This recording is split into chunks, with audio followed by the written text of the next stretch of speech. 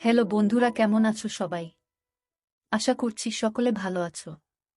প্রিয় বন্ধুরা, আজকে তোমাদের জন্য নিয়ে এলাম আরও একটি নতুন গল্প। আশা করছি তোমাদের দাঁড়িয়ে যাবে, তাই ভিডিওটা শুরু থেকে শেষ পর্যন্ত দেখো।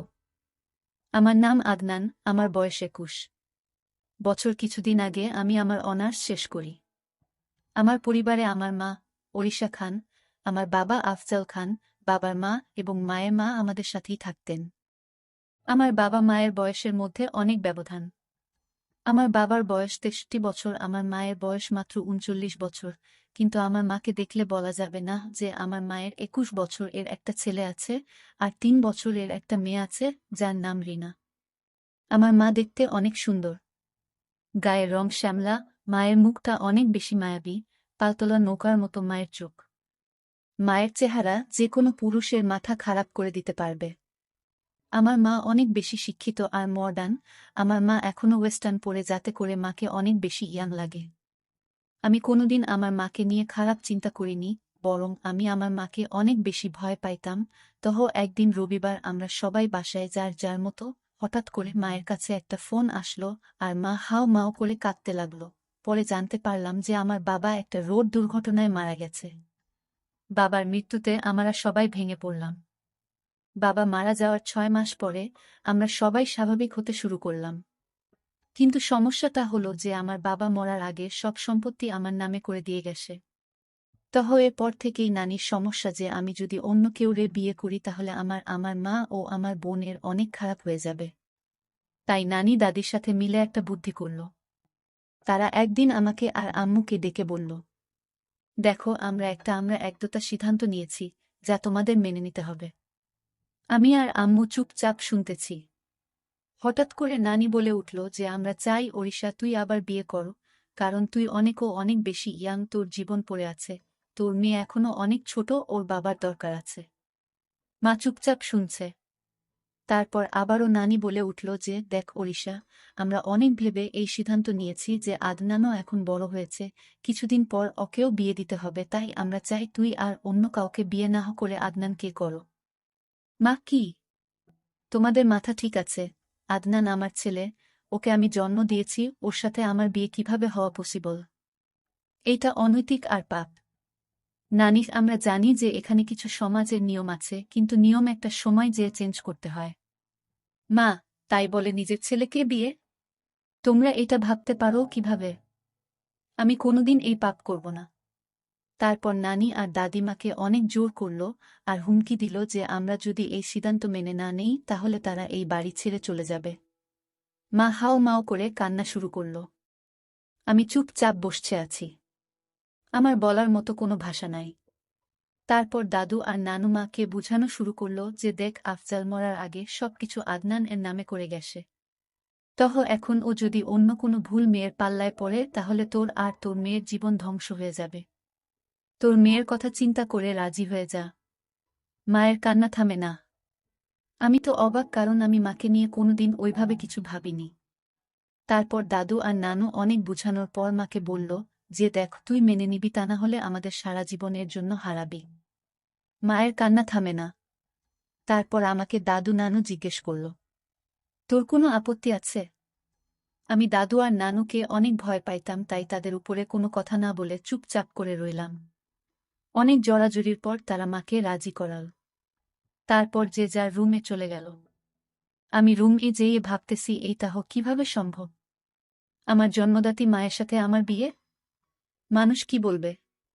আমি আমার বন্ধুদের মুখ দেখাবো কিভাবে? মাথা অনেক কিছু ঘুরতে লাগল। নিজেকে কোনোভাবেই স্থির রাখতে পারতেছিলাম না। আমি আমার মাকে অনেক ভালোবাসতাম আর সম্মান করতাম। আমি কোনোদিন আমার মাকে নিয়ে খারাপ কিছু চিন্তা করি নাই। আমার জন্য আর মায়ের জন্য এই ব্যাপারটা মেনে নেওয়া অনেক কঠিন ছিল। আমাদের বিয়ের কথা ঠিক হওয়ার পর থেকে আমি মায়ের সামনে যেতে লজ্জা পেতাম। মা ও আমাকে আগের মতো বকাঝকা করত না। আমাকে দেখলে মাথা নিচু করে নিজের কাজ করত। নানু আর দাদু আমাদের বিয়ের দিন ঠিক করল 7 দিন পরে। আমি আর মা দুইজন অনেক বেশি মন মরা হয়েছিলাম। তারপর একদিন মা আমার কাছে এসে বলল, আদনান, তুই কি বিয়েতে রাজি? আমি বললাম, আম্মু, আমি আর কোনো রাস্তা না দেখে হা বলেছি। মা হ্যাঁ রে, আমার জন্য তোর জীবনটা ও নষ্ট করে দিল। কি আর করব আম্মু, আমাদের কাছে আর রাস্তা নাই। তুমি জাস্ট মন মরা হয়ে থেকো না। তুমি মন মরা হয়ে থাকলে আমার ভালো লাগে না। তুই জানস, স্বামী স্ত্রী এর সম্পর্কের মধ্যে আর মা ছেলের এর সম্পর্কের মধ্যে যে আকাশ পাতাল তফাৎ। একটা মা ছেলে হয়ে আমাদের ওইগুলা করতে হবে যা একটা স্বামী স্ত্রী। আমি তোকে আর আগের মতো শাসন করতে পারবো না, কারণ তুই হয়ে যাবি আমার স্বামী। তখন আমার ছেলে থাকবি না। আম্মু, আমি সারা জীবন তোমার ছেলেই থাকব।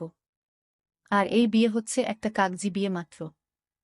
আমরা সারা জীবন মা ছেলেই থাকব, আর তুমি আমাকে যখন ইচ্ছা যেভাবে ইচ্ছা শাসন কইরো। আমাদের মধ্যে কোনো চেঞ্জ আসবে না। আমি তোমাকে সব সময় সম্মান করতাম আর সারা জীবন করব। মা একটু আশ্বাস পেয়ে আমার কাছে অনেক খুশি হয়ে গেল। তারপর আমাকে বলল, আচ্ছা আমি না হয় আমার জীবনের অর্ধেক পার করে ফেলেছি, কিন্তু তুই তো এখনো অনেক বেশি ইয়াং, তোর কত এক্সপেকটেশন ছিল তোর বিয়ে নিয়ে, তাই না? কত কিছু না ভেবে রেখেছিলি যে এমন মেয়ে বিয়ে করবি, এমন জায়গায় ঘুরতে যাবি, দুষ্টামি করবি, ঘোরাফেরা করবি, সব পানিতে গেল। এই বুড়ির সাথে কিছুই হবে না। আরে আম্মু, এক তো তুমি বুড়ি না, তুমি অনেক বেশি ইয়াং আর এখনো অনেক বেশি সুন্দর। আর হ্যাঁ, অনেক আশা ছিল, কিন্তু সমস্যা নাই, তুমি তো আমার মা, পর তো কেউ না। আমরা অনেক ভালো বন্ধুর মতো হয়ে সব আশা পূরণ করব। মা আমার কথা শুনে একটু খুশি হয়ে গেল।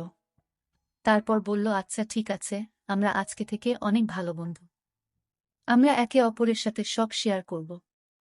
আচ্ছা আম্মু। মা আমার মাথায় একটু হাত বুলিয়ে নিজের রুমে চলে গেল। পরের দিন থেকে মাকে আর মন খারাপ মনে হলো না। আমি আর মা সেই দিন অনেক বিষয় নিয়ে কথা বললাম। আমি মাকে এইটাও বললাম আমার জীবনেও কোনো গার্লফ্রেন্ড ছিল না। মা তো শুনে অবাক হয়ে গেল। তারপর আমাকে তার জীবনেও অনেক গল্প আমাকে বলল। আমি আর মা অনেক ফ্রি হয়ে গেলাম। আমি আর আম্মু বিয়ে হওয়ার যে দিনগুলা বাকি ছিল আমরা আমাদের জীবনের এর সবচেয়ে ভালো সময় কাটিয়েছি একসাথে। কারণ আমরা একসাথে হাসাহাসি করতাম, মুভি দেখতাম, রাত ভরে আড্ডা দিতাম, একসাথে গেম খেলতাম, আবার ঘুরতে যেতাম। আমি ওই কয়েকদিন আসলেই ভালো বন্ধু হয়ে গেলাম। যাই হোক, আমাদের বিয়ের একদিন আগে দাদু আর নানু আমাকে আর মাকে নিয়ে গেল শপিং এর জন্য। আমরা গেলাম। আমরা খুব হাসি হাসি করছিলাম। তা দেখে নানু আর দাদু অনেক খুশি হল। যাই হোক, আমি আর মা পছন্দ করে অনেক কিছু কেনাকাটা করলাম। মাকে আমি পছন্দ করে প্রথম বেনারসি শাড়ি কিনে দিলাম। মা একটু লজ্জা পেয়ে গেল। পরের দিন আমাদের বিয়ের আয়োজন করা হলো। কিছু মানুষকে ডাকা হলো। যাই হোক, মাকে কে দাদু আর নানু মিলে রেডি করে দিচ্ছে। আমি গোসল করে শেরওয়ানি পরে নিলাম। তারপর নিজের রুমে অপেক্ষা করতে লাগলাম। একটু পরে দাদু আসলো, বলল কাজী সাহেব চলে এসেছে। এই কথা শোনার পর থেকেই আমার বুক কেমন যেন থরথর করে কাঁপা শুরু করে দিল। কারণ আজকে আমার বিয়ে হতে যাচ্ছে, তাও আবার আমার নিজের মায়ের সাথে। আমি খুব বেশি ভয়ে ছিলাম। রুম থেকে বের হয়ে দেখলাম মা আগে থেকে টেবিলের মধ্যে বসে আছে। মা বেনারসি শাড়ি পরেছে, মাথায় কাপড় দিয়ে রাখছে, হাতে হালকা গয়না পরছে, আর হালকা মেকআপ করছে। মাকে আসলেই সুন্দর লাগতেছে, একদম ঠিক যেন নতুন বউয়ের মতো। আমি যে মায়ের পাশে বসলাম আর কানে কানে ফিস ফিস করে বললাম, আম্মু, তোমাকে অনেক সুন্দর লাগতেছে। মা একটা হাসি দিল। তারপর কাজী সাহেব আমাদের বিয়ে পড়ানো শুরু করল। কাজী জানত যে আমরা মা ছেলে। তারপর ও অনেক টাকার বিনিময়ে বিয়ে পড়াচ্ছে। যাই হোক, আমরা দুইজন কবুল বলে ফেললাম। আমাদের বিয়ে হয়ে গেল। আমরা মা ছেলে থেকে হয়ে গেলাম স্বামী স্ত্রী। যে নারী আমাকে পেট ধরে এই পৃথিবীতে এনেছে সে কিনা আমার বিয়ে করা বউ হয়ে গেল। দাদু আর নানু তো অনেক খুশি, আমাদের আশীর্বাদ দিলেন। তারপর বাকি মেহমানরা আমাদের আশীর্বাদ দিয়ে রাতের খাবার খেয়ে চলে গেলেন। তারপর আমরা সবাই খাবার টেবিলে বসে খাচ্ছি। ওই সময় আমার বোন আমাকে বলল, ভাইয়া, আজকে কার বিয়ে হলো? তারপর দাদুকে কোলে নিয়ে বলল, রিনা, আজকে থেকে তুমি ওকে বাবা বলে ডাকবা। ও ছোট মানুষ, মাথা নাড়িয়ে হা বলল। আমাদের খাওয়া দাওয়া শেষ করে নানু মাকে নিয়ে তার রুমে গেল। আমি আমার রুমের দিকে যেতে লাগলে দাদু আমাকে বলল, আদনান, আজকে থেকে তুমি নতুন জীবন শুরু করেছ। তোমার মা এখন তোমার বিয়ে করা স্ত্রী।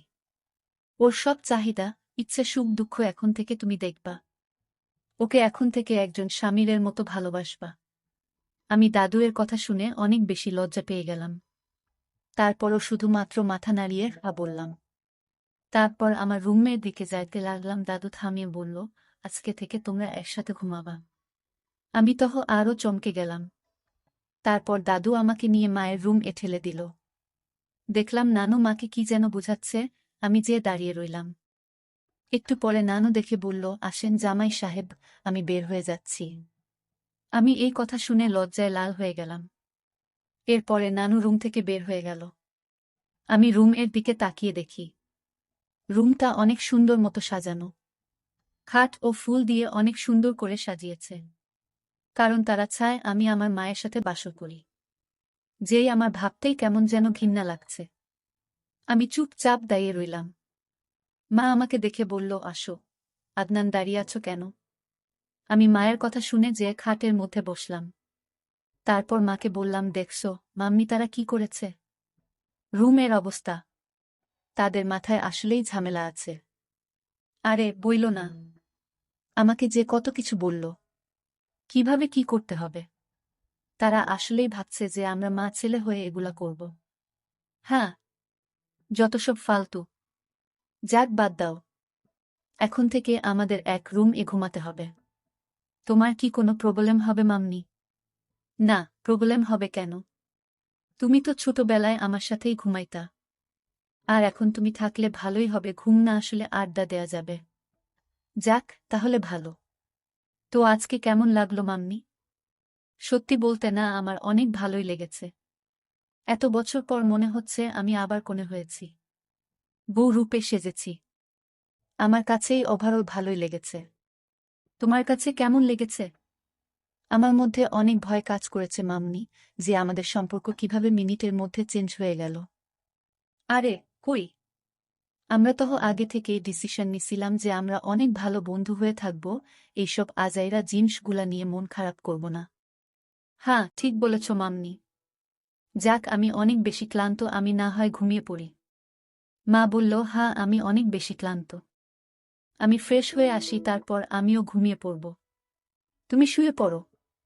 আমি আচ্ছা বলে খাটের একপাশে শুয়ে পড়লাম। একটু পরে মা এসে লাইট অফ করে দিল।